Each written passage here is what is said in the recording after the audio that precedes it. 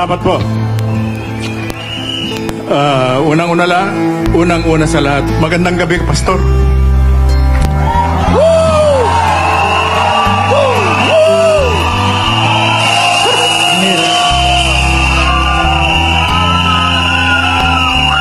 Ang hirap pala magsalita. Nang pinanonood ko kayo kahapon, ganun pala, yung ang bigat.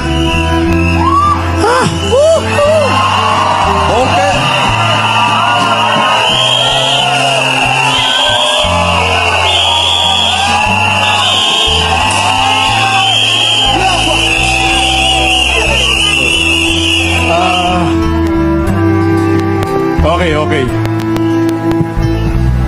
Pag ako'y naiimbitahang magsalita, lagi akong nag-uumpisa sa kwento ko. I was 16 years old. Ako po'y 16 na taon nung unang makumbinsi ng Communist Party of the Philippines. And that was a long time ago. Ako po ngayon ay 74 years old. 74 na taong gulang. At ang sabi ng iba, sabi ng ibang kapatid ko, bakit ka pa nakikialam dyan? Bakit hindi ka nalang makipaglaro sa mga apo mo, nakatulad ng ginagawa ng iba? Hindi po pwede yan. Sapagkat marami kaming pinatay nung araw. At maraming namatay dahil sa amin. Ako ay nagsimula at 16 years old nang ma-recruit sa Kabataang Makabayan. And I was 17 nung ako'y maging full-fledged member ng Communist Party of the Philippines. Bakit to ako nagsimula sa ganitong pagsasalita? Baka makalimutan natin na kung kaya tayo nagkakagulo dito at ang tuwang-tuwa ay ang Communist Party of the Philippines at saka ang New People's Army at ang National Democratic Front. Nagdiriwang sila sapagkat ang mga prediction nila, yung mga pinapangarap nila na mag-away-away ang mga tao, na mag-away-away, magalit ang lahat sa gobyerno. At ang nagdiriwang ay ang Communist Party of the Philippines. At hindi natin papayagan yan. Tama! Tama! Wag po tayong mawawala sa focus. Wag po tayong mawawala sa focus. Sapagkat kasama natin na nanguna at ang naging plataforma ay ang SMNI sa paglalantad. Tama!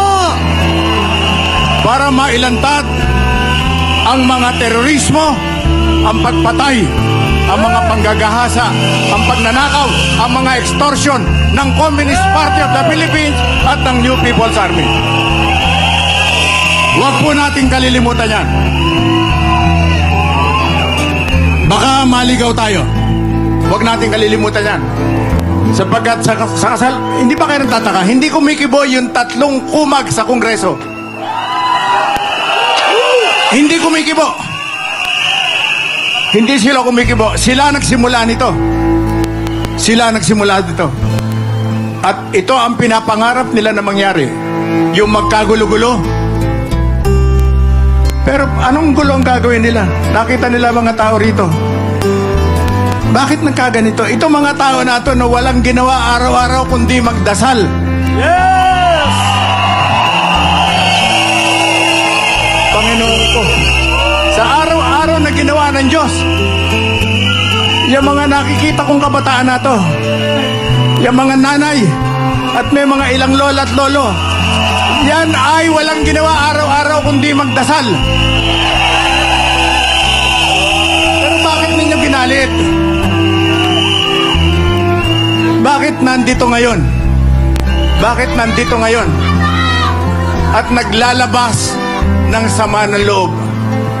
Ako, nung nanonood ako sa live, sa coverage kahapon, narinig kong inuulit-ulit yung salitang walang utang na loob. Walang utang na loob. Napakatindi niyan. Napakatindi po niyan sa mga Pilipino. Pag ikaw ay walang utang na loob, napakawalang yamong tao.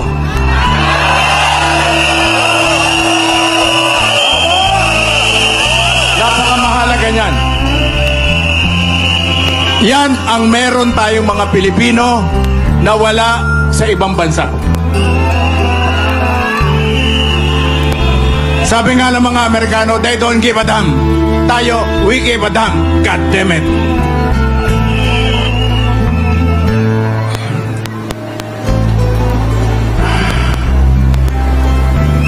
Mga anak at mga apo na nandyan sa harap, mga magulang,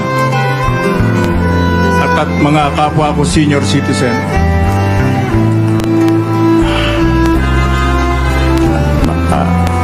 ang hirap.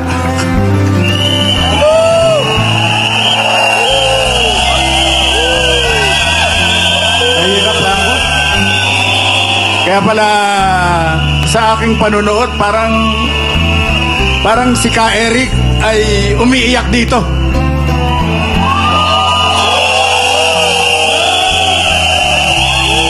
Well, ako'y yung natalakay, na-discuss dito ni Ka Eric ay hindi na para ulitin ko pa. Ang gusto kong bigyan diin.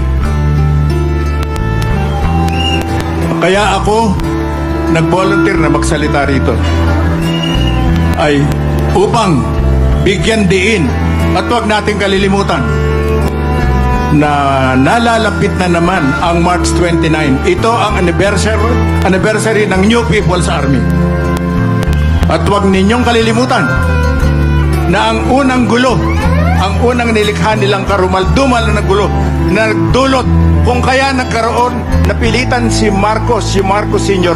magdeklara ng martial law ay nung initsahan ng Granada ang Plaza Miranda noong August 21, 1971. Huwag po ninyong kalilimutan yung krimen na yan. Kami na mga naunang komunista na nirecruit ni Joma, yan ang aming kasalanan. At ako'y naninindigan dito, tumatayo rito, upang huwag nang maulit yung mga yan, upang matigil na, wala nang ma-recruit.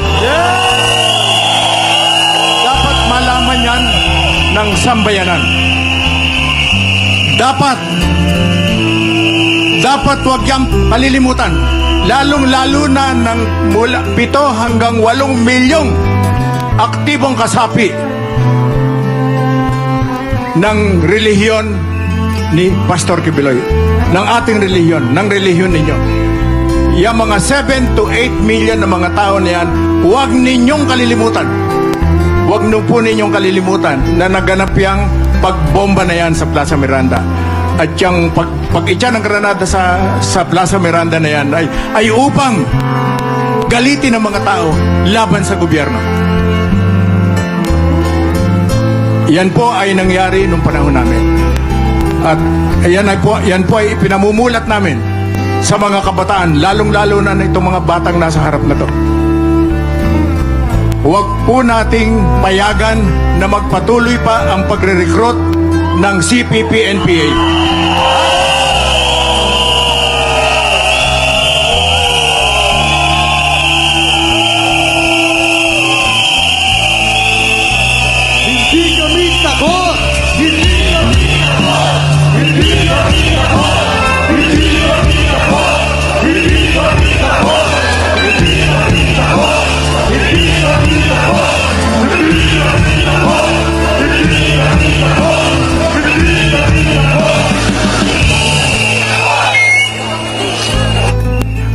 Bago po ako magwakas, payagan ninyo akong magtalakay sandali dun sa ginawang kababuyan ni Risa Ontiveros sa mahal na Pastor Kibuloy.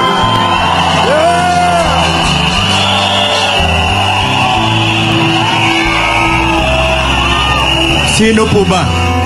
Kilala ba ninyo si Risa Ontiveros? Risa! Kilala ko siya.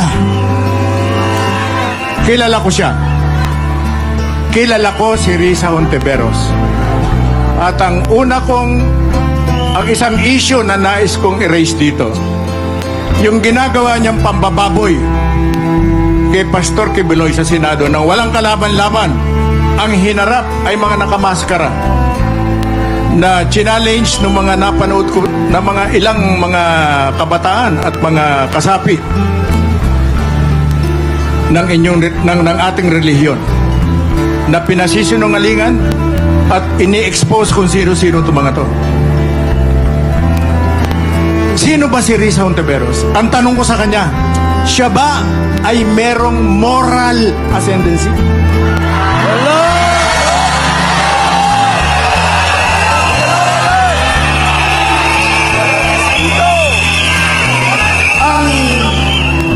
Bawal ang makiapid sa hindi mo asawa. Tama! Bawal. Bawal. Bawal po. Yan ay nasa Biblia.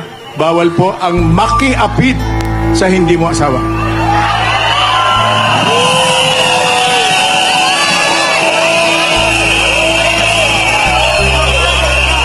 Senator Risa, I hate to do this. Subalit, ikaw ba'y naging makatarungan? Pumarap ka sa television, nandun ka sa Senado, ginagamit mo ang pagiging senador mo, binababoy mo ang isang tao, binababoy mo ang isang religious leader. Agoy!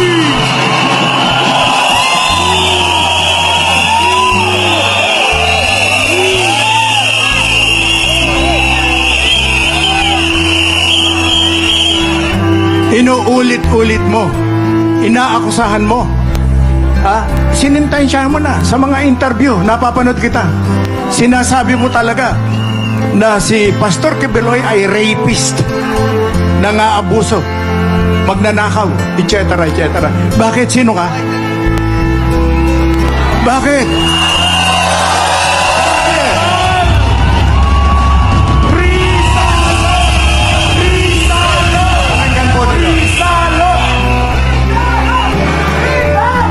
Pakinggan po ninyo. Gusto kong itanong sa kanya to. Jack na nanonood siya 100%. Bakit? Bakit?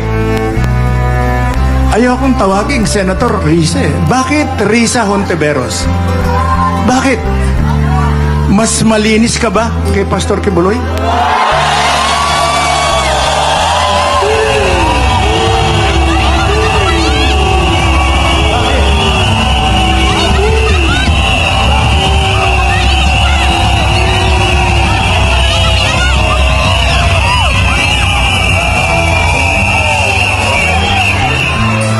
Bakit kinakailangan babuyin mo, salbahihin mo, alipustain mo?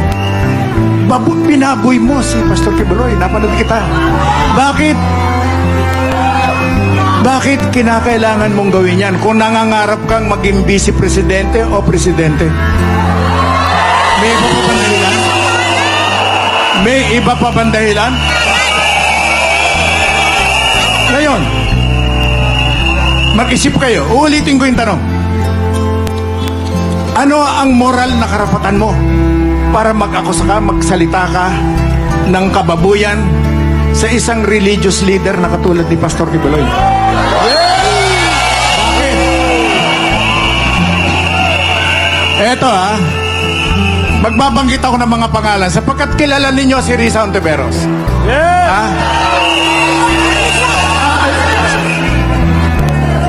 Masyado akong ewan ko, hindi parehas. Talagang binaboy, At kung magsalita siya, hindi niya lang inaakusahan, hinuhusgahan niya na. Kaya ako, inire-raise ko yung issue, bakit? Ano ang meron ka bang moral ascendancy? Anong moral meron ka? Wala. Bawal makiapit sa asawa ng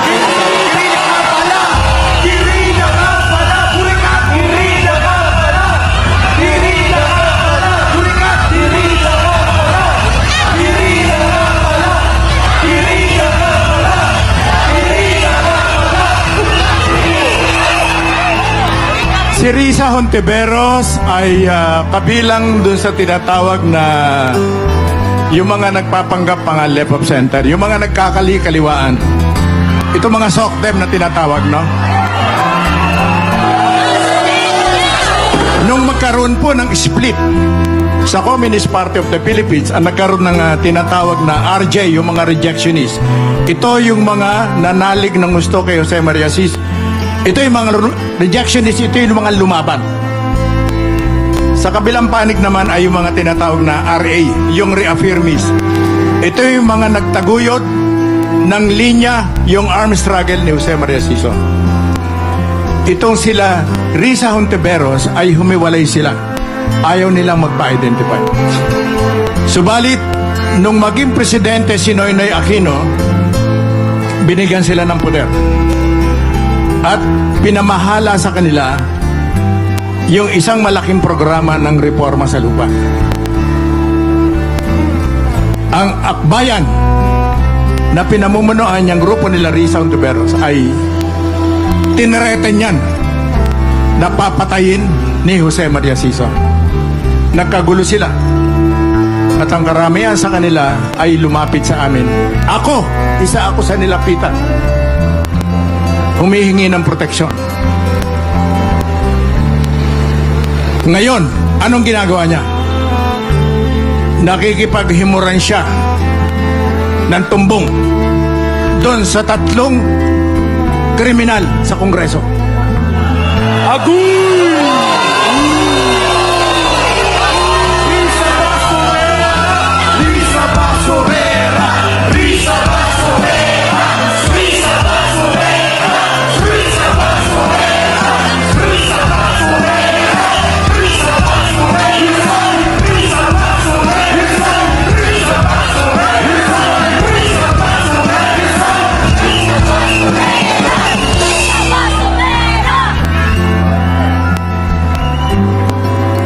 Kung kaya tayo nagkakagulo,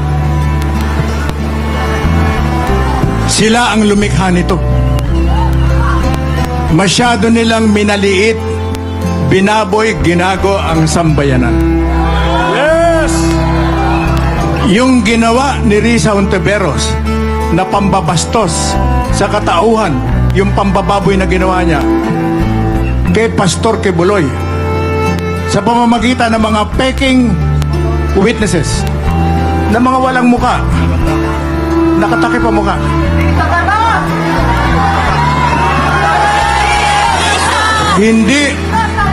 Hindi lamang si Pastor Kibuloy ang binaboy niya. Ang binaboy nila ay ang sambayanan. Tao!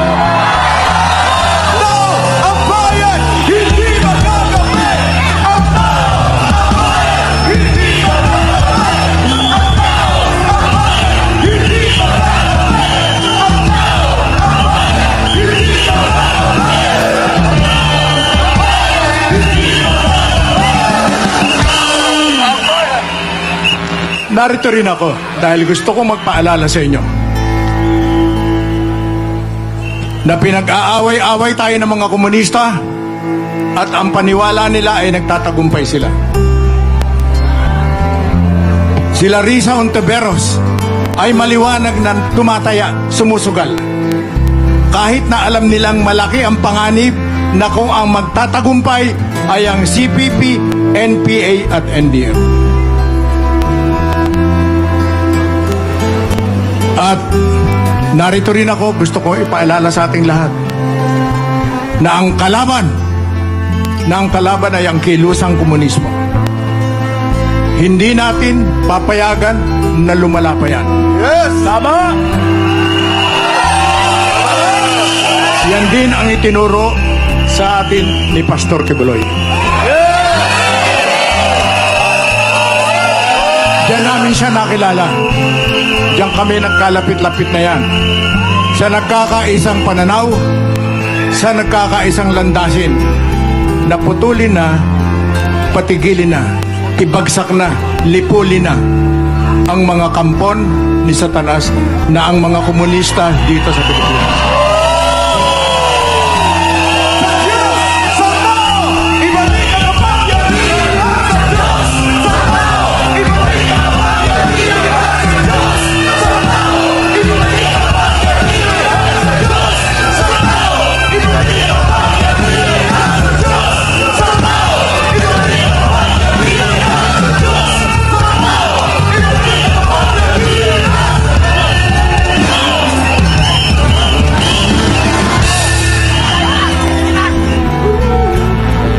bago ako magwakas, lest we forget, huwag po natin kalilimutan, kung sila Risa Hontiveros, yung 3 demonyo sa Kongreso, ay merong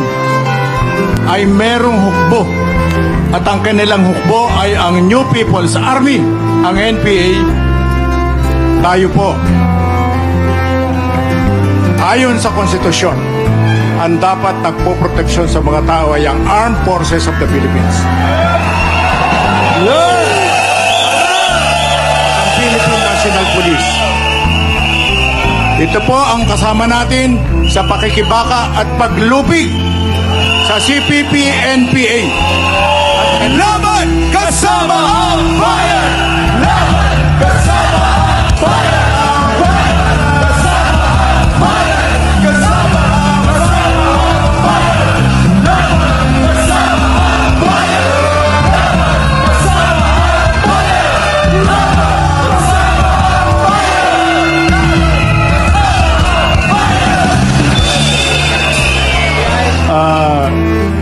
May naalala kasi ako bago ako magpaalam,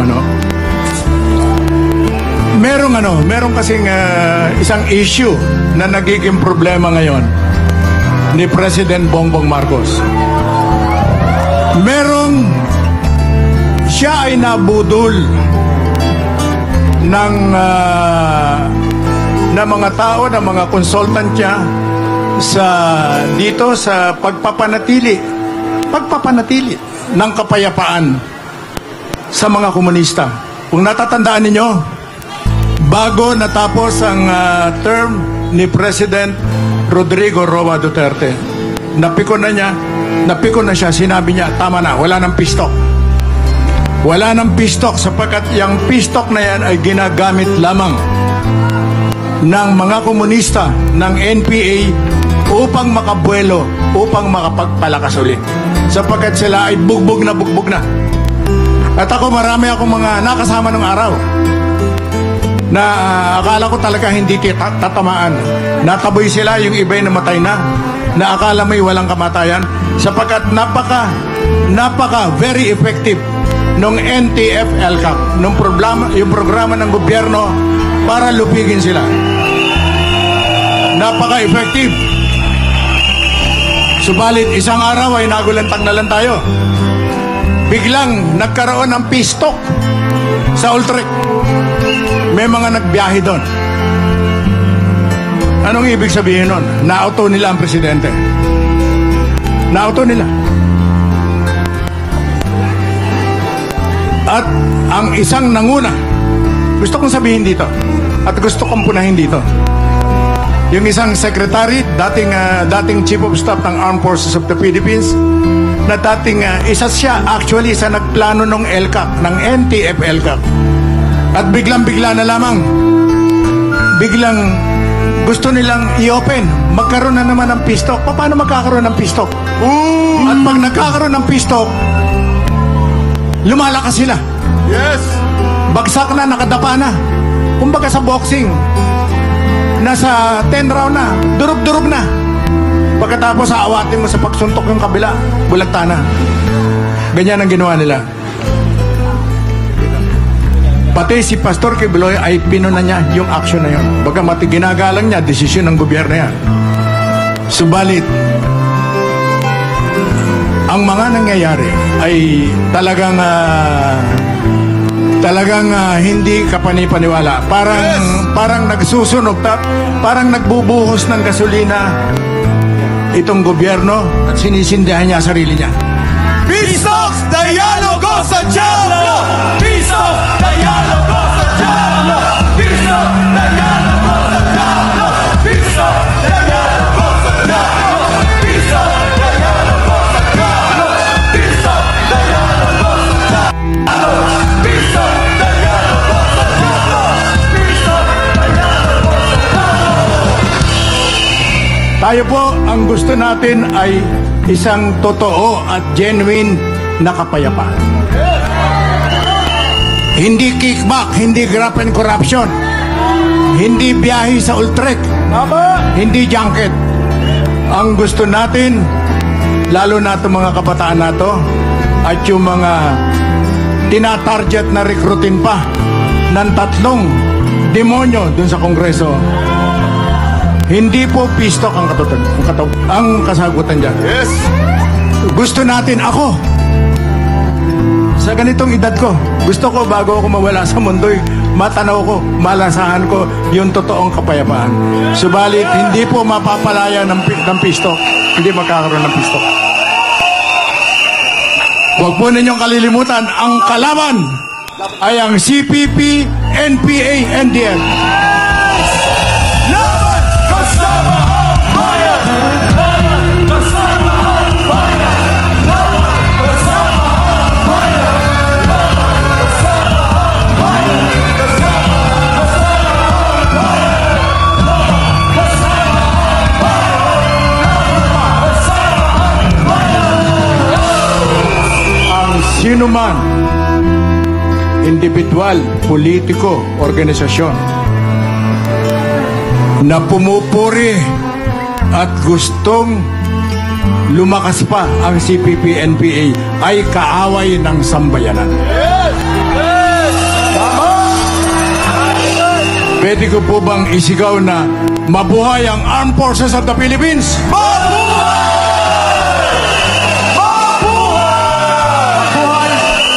Ang Philippine National Police. Mabuhay!